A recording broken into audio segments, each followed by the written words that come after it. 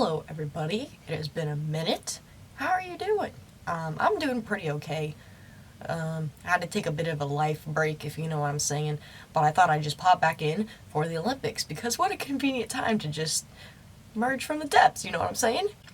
Anyway, today I'm going to be giving you guys my predictions for the Olympic roster for the 2021 Olympics in Tokyo. I'm very excited. Now, the roster actually drops tomorrow on Good Morning America, which is, maybe I'll get up for it. I probably won't. I'll just wake up to the chaos, you know, because that's kind of more fun to read through everything. I know this is a little late to be posting, but I've been sickly, if you couldn't tell. I have got a stuffy nose, runny nose, I'm congested. I'm going to start off just talking about the goalkeepers, then the defenders, and the midfielders and forwards. Then at the end I'll give you my final predictions, and I'll give my alternates as well. Now, keep in mind, I am just a spectator. Wow, I'm not the coach. Pfft, who would have thought? No, I'm just kidding. I'm just a fucking fan, dude. I'm just watching for fun. And my head looks huge. I know in the past, there was this one person who got real pissed about some comments I made about Carly Lloyd. So, I'm not trying to stir up anything. If you have deep-rooted feelings and your confidence in your identity lies within the success of one of your favorite players, I would leave.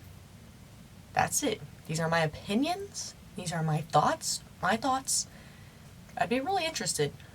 What are your predictions? I'd love to know, actually. Comment them below, and let's just get started with the predictions.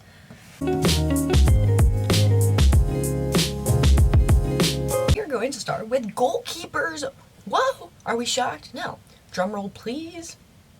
Alyssa Nair. Are we surprised? No. I'm not elaborating. You know why. Number 2. This is the biggest one. Who's the backup? We all thought it would be Ashlyn Harris, but she has a baby now, and her and Allie are just living their best mom lives. Happy Pride. Adriana Franch, she has 5 caps with the national team. She has 2 clean sheets. She won the 2019 Women's World Cup. She's been with this team for a minute now. She had a bit of an injury, I believe, during the Challenge Cup of last year, and I think she tore her meniscus, but I don't remember what she did. But she hasn't been with the team, and then she was, and then she wasn't, and then she was called up, and that's just, I don't know, it's odd to me. I think Adriana Franch is a great goalkeeper. If you watch her in the WSL, I mean, you know what she brings. You know, the confidence and the passion and the acrobatics, phenomenal. Lovely keeper. The other night, in the summer series, she wasn't challenged once. So it's hard to say, like, is she the number 2? I don't know. She barely got tested. But I think because she did get the start, she'll probably be the number 2. That's just my opinion. Jane Campbell. She also has 5 caps and 2 clean sheets.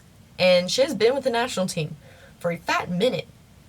The one thing about Jane Campbell that I think could give her the edge over Adriana Franch is her penalty kicks. You remember the Challenge Cup last year? She had a brick wall in goal. Like, I don't know if she's just got some, like, telepathic mind control going on or what. Or if she just manifests so hard it just comes true. But she saved, like, everything. And she guessed right on, like, almost all the penalties she's saved. And that's the thing about Jane, is she has, like, the most penalty saves out of a lot of keepers in the league. You know, in the Olympics, there's knockout rounds up until the final, which is also a knockout round, So, you never know. When in doubt, it'll go into penalties. And God forbid something happens to Alyssa, I think both would be a great option, honestly. Alyssa's pretty good at penalties, too. I mean, let's be honest. She's fine.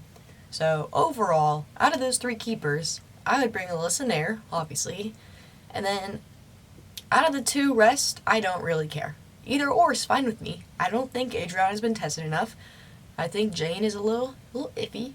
But truthfully, I think he's going to bring Adriana Franch just based off the fact that she started in the summer series. So, those are my predictions for the goalkeepers. Moving on to the defenders, we have the obvious backline of Becky Sauerbrunn, Abby Dahlkemper, Kaylee O'Hara, and Crystal Dunn. If they somehow are not on the roster, I'm pretty sure the Capitol would burn down. The question lies with the bubble players. So the bubble players are Tierna Davidson, Emily Sonnet, Midge Purse, and Alana Cook, but I wouldn't even put Alana in the question, to be honest with you. So, Tierna Davidson, she can play outside back, she can play center back, she can be a holding midfielder. She won the 2019 World Cup, youngest player there. So she has great experience, not only that, but with the international teams as well. And with Stanford, she played multiple different positions with them. And I think something about Tierna, she's just always just had this confidence about her and this calmness to her game that really contrasts a lot of other players you see. She comes on the field and you know she's going to give a solid performance, and you know she's going to be a reliable player and a reliable defender to have. She has great long balls, great distribution. Her vision is very good. She makes great runs. Crosses and corners are also a great asset for her as well. That's kind of all I have to say about Tierna, to be honest. Emily Uswnt. Emily Uswnt is another bubble player. She can play outside back, center back, and holding midfield. She defends so hard. Like, she gets on the field, and you know she's going to give you 120% every single time in every single play. She's going to defend the shit out of you. Like, you're not even going to have space to breathe. She's going to be breathing down your neck with her leg wrapped around you, and you're going to be on the floor before you know it. And a lot of people don't like her because has questionable moments and she's indecisive with the ball, and I get that. But I think at the end of the day, it's like, I remember the 2015 World Cup. Jill Ellis goes, "We need a bitch, get Kelly." She comes off the bench and she scores a goal, right? You need a bitch, get Sonnet. Like, you know what she's going to give you every single time. And I just think Sonnet brings so much to this team that people don't really, I guess, see. And a lot of people feel that the cons outweigh the pros, but I have to disagree. Not to mention about Sonnet is in the past few years, I feel like her game has evolved in the offensive third. She's great at getting forward, and I find that her crosses are actually to a target. Most of the time, I'll watch players to see where they try to cross the ball, and a lot of times you'll notice they'll just kick it and hope someone's in a space, but Sonnet will look up, see a person, and try to pick them out. What more could you want? That's perfect. Her crosses are phenomenal. Her work rate is great. She got some skills. She'll be making people like, girl. She also won the Women's World Cup in 2019, so she has some great experience as well. She did go to the Olympics in 2016, but I believe she was an alternate. Midge Purse is another bubble player. She doesn't have a lot of experience, but she's a great dribbler, she has great speed, and she can also play up top. And unfortunately, I find myself, when I watch Midge Purse, picking out the positive aspects of her game in the attack. Like, she's got skills, she's got speed, she has technical ability, she can score, she can play make.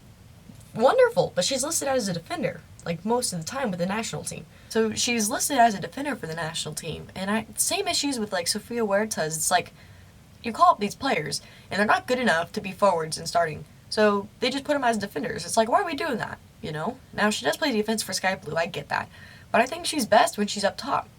So it's hard for me to put her at defense because I think there are better defenders on the team. You know, I think Midge would be vulnerable against someone who's, you know, some top, just absolute class players. Not to mention, she's incredibly versatile. She can play defense and she can play forward.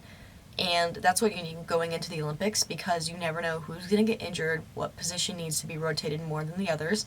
And so you need every single player on the field, besides the goalkeeper and the two center backs, in my opinion, should be able to play multiple different positions to even be considered to be on this roster. And it's just unfortunate because I think if this was a World Cup roster, she would definitely be on it. Like, there wouldn't even be a question. She'd be on it. But it's not, and you can only bring, in my opinion, 6 defenders, and I just don't think she's making the cut. So the question now lies between Midge Purse, Emily Uswnt, and Tierna Davidson as who are the 2 other players going to the Olympics. And I think, for me, it's going to be Uswnt and it's going to be Tierna Davidson. I think it's just because of the versatility and the contrast those players bring and the combined experience that they have that give them the edge over Midge Purse. And I just don't think, based off of what I've seen from her, she's going to make the roster as a defender. If anything, I'd see her making it as a forward. And the calmness that Tierna brings balances out the chaos Sonnet brings. So if we're playing a team and our defense is like lacking in structure and stability, we can bring on Tierna to know she'll help solidify the back line, play nice long balls over top, and just overall be a solid defender. Now, if we need someone to wreak havoc on the forwards of the other team, someone who can get into the attack, someone who we know is going to make the other team's life a living hell, we'll bring on Uswnt. Oh, not to mention, Tierna and Uswnt are both extremely versatile in the sense that they can both play holding midfield, which is a huge thing going into this tournament, given that Julie Ertz has an injury, and midfielders do so much work during the game anyway that they can't possibly start every game. You need to rotate them, and so I think those are great assets to have as well. As for Alana Cook, she just hasn't had enough time with this team, which is a shame because she is a phenomenal player. She has so much confidence, it is insane. Watching her play, I started watching her play with Stanford a few years ago, and I just kind of thought, she's going to be on the national team, she's going to be center back, and she's going to start. Like, if she got the same opportunities that Tierna has had, they would probably be on the same level as each other. I'd probably give the edge to Alana, just based off of the way that she performs, for me at least, but again, she just hasn't had enough time with the national team, so it'd be ridiculous to put her on the roster, but I'd definitely bring her as an alternate. So my predictions are going to be Abby, Becky, Crystal, Kelly, Emily, and Tierna. So on to the midfielders. Ooh, this is a spicy subject. Let's talk about the three players who are definitely going. Rose Lavelle, Lynsey Horan, and Sam Mewis are going to be on the roster unless something happens in the time leading up to the Olympics that makes them unavailable. Now, Julie Ertz, here's my stance on the injuries and injured players going to the Olympics. If you're at least 70%, I say you should go.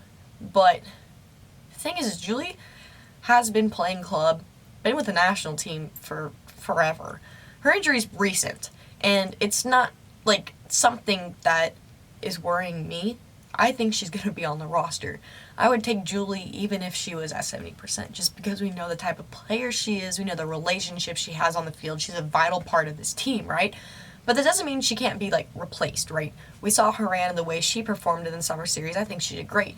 But again, these teams weren't phenomenal. They were pretty, average. So, no idea how she'll perform against big teams. But again, the team is so stacked that I think we can have people who can fill the role for the most part. But I will still bring Julie Ertz. But if she can't go, that's a different story. There are 4 positions which are locked in the midfield, in my opinion. So that leaves 1 open spot. And there are 3 players currently on the roster that I believe are competing the most, which are Katarina Macario, Christy Mewis, and Andy Sullivan.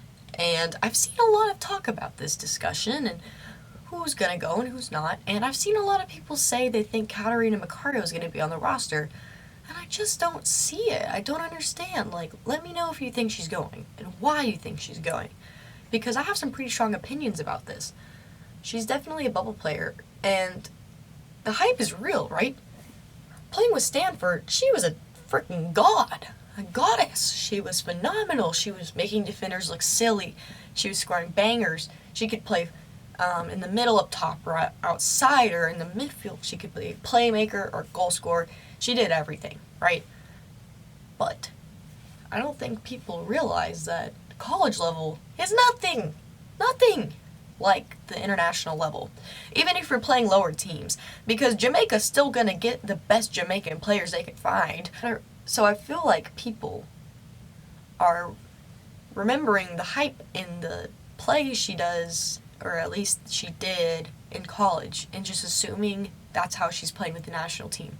But I haven't seen any of it, to be honest. I haven't even seen a glimpse of that with the national team. And it's odd because it's like she gets her citizenship in, December of 2020.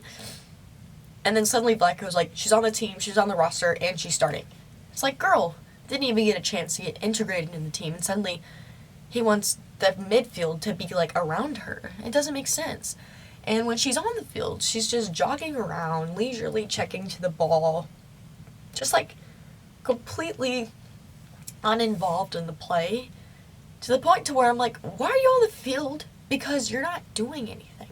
I mean, she'll have 1 shot in the first half and it'll go to the goalkeeper, but that's not enough, because you see other players on the field, like Sam Mewis was having four shots in the first half, and not only that, making more passes, making more runs. And now I get it, Sam's been with the team way longer. You can't even compare the two in terms of experience. But if you're trying to make the Olympic roster, don't you think you would be out there running harder, checking to the ball harder, screaming for the ball, trying to be flashier, trying to pull more moves, like something. Give me something to work with. We've got nothing. And yeah, she scored a goal against a shit team, I'm sorry. But that means nothing to me, because I'm sorry, anybody in her position should have scored that. So I just don't think she's performed for this team. I feel like what she's doing is she's trying to mold herself to fit in with the team instead of just being herself and having the team react to who she is. Does that make sense? Like, you go into a high-level environment and you're thinking, I need to fit in, I need to be like them, I need to play like them, I don't want to disrupt too much. Fuck that. Go in there and disrupt everything. And I don't think we're seeing that from her. We don't see her take players on. We're not seeing any, like, craftiness, any skill, any playmaking. Like, she'll have a little hint, a little burst, but then she's disappeared for 20 minutes. And we can't have that at the Olympics. And truthfully, I don't think there's enough roster spots for that to even be an option. Someone who hasn't proven themselves. It just seems silly to me. So I can't see how she could even possibly be on the roster, but I think a lot of people think she's making it. And she might. And I would be genuinely surprised. But that's just my opinion. I just don't see how it's possible. Kristie Mewis. She's another bubble player, but it's so inspiring to me how she went through injury, and then, looked in the mirror and said, you know what, I'm not doing good enough. I'm better than this, and I'm not training hard enough, and I'm not giving it my all, and she just put in a shift, had a great season with Uswnt, gets called up to the national team, gets kind of back in the bubble, and then realizes, wait a minute, like, I think I can make the roster. And every game I feel like she comes on and she performs. She gives you energy. She gives you heart and passion that Macario hasn't brought at all. It's like she has something to prove. Clearly, she wants to prove that she can make it. And you have to have that. Like, if you have no drive, how are you going to, what are you going to be doing? Nothing. She works insanely hard. Her movement in the midfield is great. She makes hard tackles, crunching tackles. Her long balls are phenomenal. She has a strong shooting foot, especially her left foot. And her set pieces in terms of corners are great. So many assists with Uswnt because of her corners. And not to mention, she's scored for this team multiple times in games we needed her to score in. And they've all been very convincing goals. She's been close to scoring on other occasions. And she's tall, great asset in the box. With everything she's brought, I don't think there's anything else she possibly could have done. I think she gave it her all. There's nothing more I would personally have to see from her to get her on this team. Not to mention, we have the midfield that I've already mentioned, the 4 players there. Horan and Ertz can both play the holding midfield role. But if Ertz isn't 100% and Horan is tired or gets injured, we have Sonnet and Tierna Davidson who can both play the holding midfield role. But if we're playing a team who has parked the bus, holding midfield is not our concern. Our concern is the creativity in the final third. And I think that's something Kristie Mewis can give you because we don't have a lot of attacking midfield options. And so I think Kristie would fit in great in that role. Andy Sullivan. I feel so bad for Andy because, one, she's a bubble player for sure, but she's just been injured so often. Like, tore her ACL, tore her meniscus, just hasn't been healthy long enough to establish herself on this team. And I think it's unfortunate because she's phenomenal. She's amazing. College, she was amazing. Came to the NWSL, was amazing.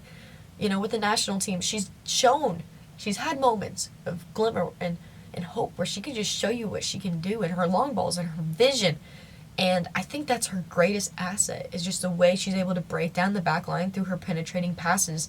But we just don't see her play enough with this team. I mean, she just got called up recently as a replacement for Julie Ertz. And that's not what you like to see when you're trying to make the Olympic roster. You're the replacement player for the starter who's injured. That's not what you want to see. Like I said earlier, we can, if we need to, we can move Sonnet and Tierna into the holding midfield role. So I just personally don't think there's room for Andy on this roster. Again, if it was a World Cup roster, I think she'd make it, but here I don't. In the Kristie Mewis versus Macario versus Sullivan battle for the 5th spot, I think Mewis wins this one for me. My final options for the midfield will be Horan Ertz, Sam Mewis, Kristie Mewis, and Rose Lavelle. Forwards! Yay! Okay, so I think 5 forwards are going to go. That's my prediction. And 4 of them, in my opinion, have solidified their positions. If these 4 players didn't make it, I'd be genuinely shocked. Kristen Press, Carly Lloyd, Megan Rapinoe, and Alex Morgan. Again, if they didn't make the roster, the Capitol would burn down, probably. So we have some issues here because we have 3 bubble players who I'm not really crazy about all of them. We have Tobin Heath, Lynn Williams, and Sophia Smith. Do y'all remember the 2016 Olympics when they brought Megan Rapinoe, even though she had no business being on the roster because she had torn her ACL? She started contact soccer, her first contact after tearing her ACL, right? Practice at the Olympics. Why was she on the roster? Dude, that whole situation pisses me off. And then not to mention, it's a quarterfinal game. Sweden's packed the bus. They sub off, I don't remember who they sub off, to put Pino on left mid, put Tobin at left back when Tobin had been one of the best creative players on the field. And Pino did absolutely nothing. And then they had to sub her off again. And then we lost in penalties. All that for a player who did nothing. We put all of our eggs in Megan Rapinoe's basket in the Olympics, and it went to shit. Now, obviously, it's not Pino's fault, okay? Before you get your panties in a knot, it's not Pino's fault. I'm just saying it was definitely Jill's. Like, duh. What was she thinking? I don't know. But we're not bringing players who are injured to the Olympics with the hope that they're suddenly going to be okay. That's stupid. Now, if it's a World Cup, sure, give it a shot, but no. If Tobin isn't at least 70% or can at least go for a solid 30 minutes, she's not coming. Like, that's it. But I'm not Vlaco. I haven't seen how she's performed in practice or training or how her status is. I got no clue. But the differences between her and Pino's injury is Tobin didn't tear her ACL, and Tobin has been training, and she's done contact practice, I assume, and it's an ankle injury. It's not a knee injury. It's different, and she was training this year in January and February before she had the injury, I believe. And so it's not ideal, obviously, but I would rather have Tobin at 70% than any of the other forwards mentioned as bubble players. I would take her because we know what Tobin can bring us. She's Tobin Heath, dude. Need I say more? Like, I don't even need to sit here and explain myself for this one. Like, come on. 70% Tobin Heath? Could you imagine? We're playing a team. About the 60th minute, we just subbed Tobin on. Like, go out and do the best you can. You know what she's going to give you. She's going to give you creativity, 1v1 battle. She's going to take players on. She's going to make crosses. She can score. Her distribution is phenomenal. Her vision is great. Her work rate, I think, is one thing that sets her apart from a lot of the other forwards. Which, obviously, if she was 100% healthy, she would be starting. I mean, has to be. Not to mention, she can play tons of different positions. Left back, like I mentioned earlier, right back. We've seen her play holding mid. We've seen her in the midfield, like in a Rose Lavelle type position. She can play forward. She plays everywhere. She can do it all, okay? It's Tobin Heath. I'm bringing her. I'm sorry. I would take 30 minutes of masterclass than Lynn Williams just track me. You know, at least that's my opinion. But again, I want to stress this. If she's not healthy, she's not going. End of the story. I love her, but that's the end of the story. I ain't repeating 2016 Olympics. Okay, Lynn Williams. If you've been watching me since last year, or you've seen any of my videos about Lynn, you know how I feel about her. I feel bad, truly, because she's gotten a lot of criticism the last few months, which is kind of interesting because I've always said these things, but I think only recently people are like kind of starting to catch on. They're like, wait a minute, she's not very good, and she's not. Hi, it's editing me popping in. I don't feel like I explained this section very well, and I do not want my words to be taken out of context. Upon editing this, I was very harsh, and I think there are better words I can use to describe my thoughts. And so just a heads up for everybody, I don't mean this in any way, in a harmful way. These are just my opinions, and sometimes I do get a little feisty about it, but that means I don't mean any harm, okay? What I'm trying to say is Lynn Williams is a track star who has enough skill to be good at putting away some chances, but not good enough to put away the ones that are needed. When you play for North Carolina and you have such a stacked team and players who can get you the ball regularly, and you're fast enough to be able to run on in behind and beat the goalie 1v1, you're going to score lots of goals that way, and it's a great method. However, NWSL defenders are not the best, and international defenders are going to be better. And you're not going to get that many opportunities on the national team to score that you get with North Carolina. If you get 10 shots with North Carolina and you convert 2 of them, that's bad. With the national team, you're probably going to get 2 looks. And if you can't convert any of them, you're not going to be out there. That's why Alex Morgan is so successful. That's why Kristen Press is so successful, because they're efficient in front of the goal. And that's something that Lynn Williams lacks. Even with the NWSL, there are moments where she's 1v1 with the keeper and just sails it. And it's odd to me. And another issue with Lynn is, like I mentioned, if she can't beat you with her speed, she's not going to beat you at all. And a lot of these teams who are going to play in the Olympics are going to park the bus and play with like 5 defenders, 4 midfielders, and like a single lone forward, which means there's going to be no room in behind on the defenders for her to run into. So essentially there's no purpose for her. It reminds me, if you watch men's soccer, I've recently gotten a little bit more into it. Timo Werner, if there's not room in behind for him to run onto the ball, I feel like he's not really necessary for the team because he doesn't have the room to create. And I feel like that's kind of the same boat Lynn is in. If there's not a ton of space behind the defenders, like, for example, if we're playing a team that plays a super high line and their goalkeeper is not high up on the box and we play a long ball, the goalie can come out and kick it, sure. But if we can get our long balls to dip just in time or the goalkeeper can't come get it and Lynn can run onto it, those are perfect opportunities for her to score, right? But if we're playing teams like New Zealand and Australia and Sweden in the group stage, they want to go on to the next round. So I'm not going to be surprised when they park the bus because they want to win, and a draw is better than a loss. And so I don't think Lynn will be helpful in that game, in those types of games. Not to mention we play other teams in knockout rounds. I don't think that'll be helpful either. My last con with Lynn is that she has no versatility.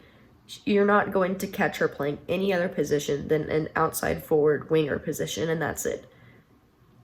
And with this roster, like I mentioned, there are only 3 players on the field who I think can only play one position, and that's the goalkeeper and the 2 center backs. The center backs are such an essential pairing to the foundation and the structure of this team that they have to start together every single game, right? And the goalkeeper, same. But everybody else has to have options and versatility, and Lynn just simply doesn't have that. And so I think with all those factors combined, I just cannot see her making this roster because it would just, in my opinion, be a waste of a player. I would rather bring Midge Purse, knowing that she can play 2 positions and that in front of goal she can have the composure to score. And I know I mentioned that she has the 10 goals in 30 games, which is a great statistic, but statistics don't mean everything. It's really easy to get caught up in that, but the truth is half the goals, not even half, I'd say most of the goals she scored on this team were handed to her on a platter. You don't see a lot of them for her that were genuine, unique talent rather than the product of somebody else's hard work. And that's fine. It's okay to have those target forwards. But if you can't bring anything else to the team, then she's just not the player for me. Personally, she's not my cup of tea, but I wish her all the best. And if she doesn't make the roster, I'll be happy for her, obviously. Like, I wish her no ill intent. I don't want people to get this the wrong way. So that's why I'm re-filming this. Sorry for the weird angle. People are very hostile about Lynn Williams. I've seen a lot of hostility towards people defending her. And it's like, I'm not attacking her character or her morals. I'm attacking her soccer ability. And that's okay. You can attack mine too. I'm pretty shit, okay? It's fine. Okay, Sophia Smith. There's no way she's coming. If she does, I would genuinely be shocked. Like, dude, my jaw would be on the floor. She's proved nothing with this team. It reminds me of Katarina Macario, 2 players who their roof is like up there, like up. It's look up and above that, like times a million. She was phenomenal for Stanford. Broke her leg. Comes back with Stanford. Doesn't really get into her flow. Leaves college early to go play professional. COVID happens. Challenge Cup happens. She's called into the national team. You know the drill. But I don't think she's solidified herself with the Thorns yet. And she's had a handful of good performances with them, but then she's had performances where she does nothing. And with the national team, she just hasn't come on the field and just given it like 1,010%. Does that make sense? Like, remember Mallory Pugh's first cap? Her first few appearances, she came on with everything. And I just don't think we've seen that from Sophia. And it's weird. It's like they're hesitant, and I get it. This is a huge opportunity, and I probably would be shitting myself on the sidelines ready to go in. But, you know, if that's what you want, you gotta be ready for those moments, and I just don't think she's proven herself. I think Press, Carly, Alex, Pino, and Tobin are going. That's my prediction. My final predictions for the 18-man roster would be Alyssa Nair, Adriana Franch, Abby Dahlkemper, Becky Sauerbrunn, Crystal Dunn, Kelly O'Hara, Emily Sonnet, Tierney Davidson, Lindsay Horan, Julie Ertz, Sam Mewis, Rose Lavelle, Christy Mewis, Kristen Press, Carly Lloyd, Alex Morgan, Megan Rapinoe, and Tobin Heath. My alternates would be Alana Cook, Midge Purse, Katarina Macario, and Sophia Smith. Why would I bring those alternates? Because Macario, Smith, and Cook are all going to be future players on this team. They need the experience, but that's about it. So yeah, that's my predictions for the Olympics. I'd love to know what your predictions are. You probably won't have time to get them out before they release it tomorrow, which is fine. I'm sorry about that. I'm sorry. I just kind of wanted to get it out there anyway. I'll make a reaction to it if it makes you feel any better. I've been sickly, okay? I'm sorry. My hands are so pale. Oh my god. As always, please be respectful of each other. If you're not, I will probably just delete your comment, to be honest. I've reached a point in my life where I just don't got time for that. Yeah, I'm busy. I'm not, actually. I'm doing absolutely nothing. But mentally, I don't got the room up there for that. So yeah. Alright, that's it for me today. If you guys liked the video, give it a thumbs up. If you hated it, give it a thumbs down. Tell me why, though. Because I'd like to know. You know, a little feedback. Or if you just hate me, give it a thumbs down. Like and subscribe, or don't. I'll see you later.